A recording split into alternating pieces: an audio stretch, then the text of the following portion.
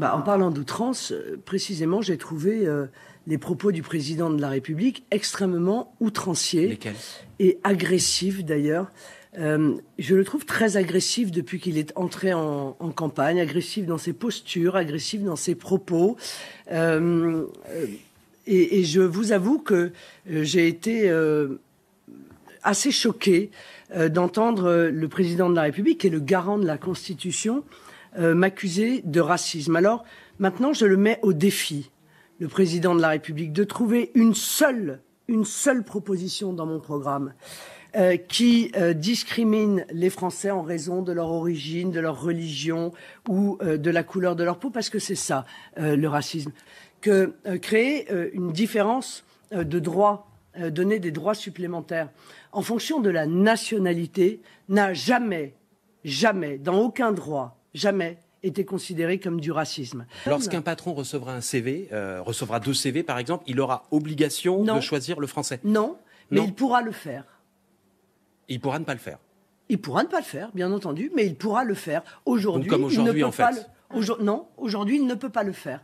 Il n'a pas le droit de donner un avantage à un Français parce qu'il est français. Personne aujourd'hui n'oblige un patron à expliquer pourquoi il recrute quelqu'un plutôt que quelqu'un d'autre. Oui, mais si vous faites, par exemple, si vous passez une annonce dans un journal, vous n'avez pas le droit de dire que vous recherchez un employé français. Je trouve qu'en France, vous, on pourra le faire. Je trouve qu'en France, c'est scandaleux. Voilà, donc on pourra mettre une annonce « Cherche plombier français », manifestement, avec Marine Le Pen. Arlette Chabot, 1 minute. Le plafond de verre pourrait sauter cette fois-ci ? Alors moi, je ne fais pas du tout de ce genre de prévision. En fait, aujourd'hui, pour Marine Le Pen, c'est simple. Elle a résisté, elle a tenu le choc, elle a tout supporté dans son camp, c'est-à-dire les attaques, les trahisons, les départs.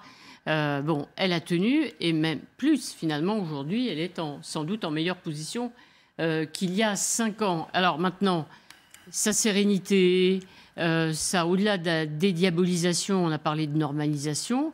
Est-ce que ça tient pour le second tour ? C'est-à-dire, est-ce qu'on va arriver, ses adversaires, son adversaire probable, va arriver à la rediaboliser ?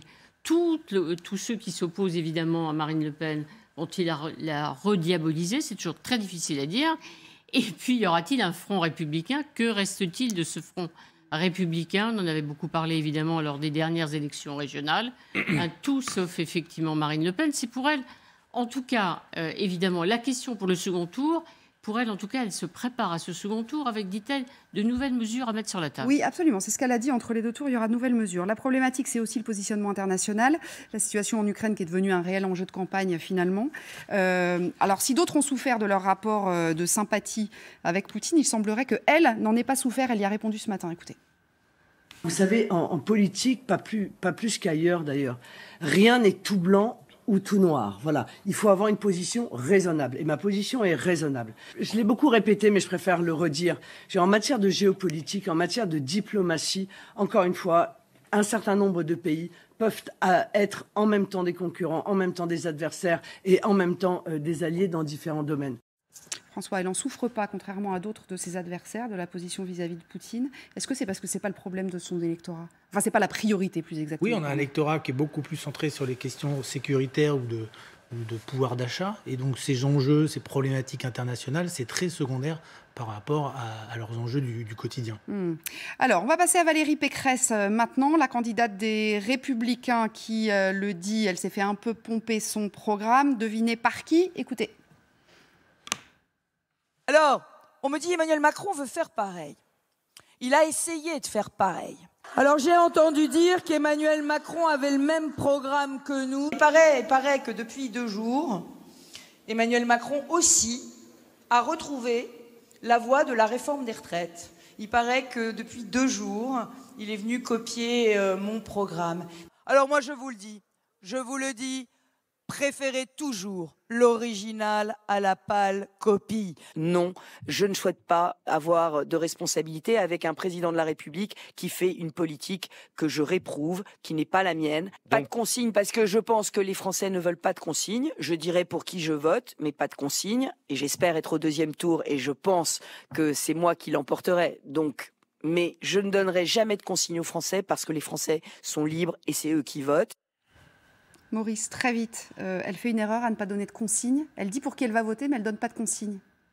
Elle veut éviter l'explosion immédiate de son parti. Alors, l'explosion aura lieu sans doute 1 heure plus tard. Mais elle veut pas, celle qui provoque l'explosion de son parti. Pourtant, c'est un gros problème pour la droite républicaine, pour la droite démocratique. Comment va-t-elle se prononcer, cette droite, d'ici quelques heures, si Marine Le Pen est au second tour? C'est une énorme question. Évidemment. Alors voilà comment elle analyse justement la campagne, toutes ces dernières semaines durant lesquelles, elle le dit, elle a souffert. J'étais la femme à abattre parce que pour Emmanuel Macron, rien ne devait troubler son duel avec les extrêmes, qui est son assurance réélection.